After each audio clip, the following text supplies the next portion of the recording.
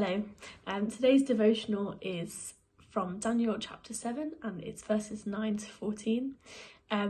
It's a continuation of Daniel's vision or Daniel's dream. Now I read this and there's a lot I don't understand, and there's so much imagery and so much to unpack. But here's what I felt God was speaking to me about as I read this.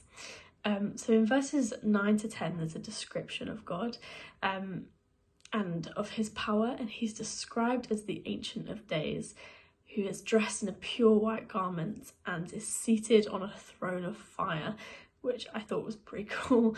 And so here we see God's glory depicted in such a fierce way. I read it as a reminder that God is almighty.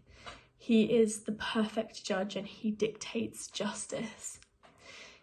He is all-powerful.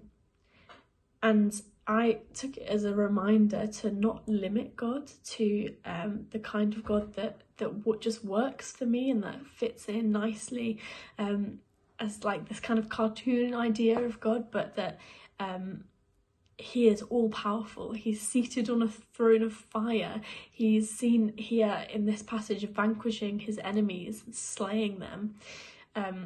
He is a powerful, powerful God. He is glorious.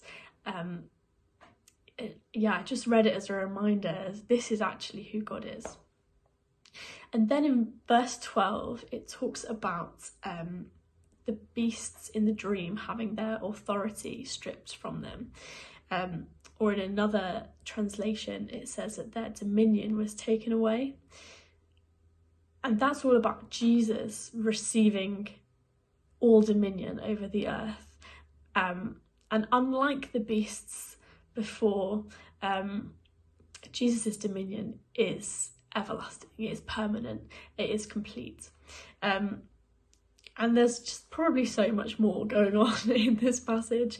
But this is what I see when I read it. I see a powerful and glorious God who is the perfect judge, who sends his own son to have all authority over the earth.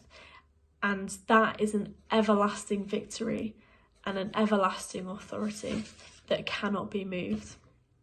And I just want to finish reading verses 13 and 14 from the passage, which say, "In my vision at night I looked, and there before me was one like a son of man, coming with the clouds of heaven. He approached the Ancient of Days and was led into his presence. He was given authority, glory, and sovereign power. All nations and all peoples of every language worshipped him. His dominion is an everlasting dominion that will not pass away, and his kingdom is one that will never be destroyed."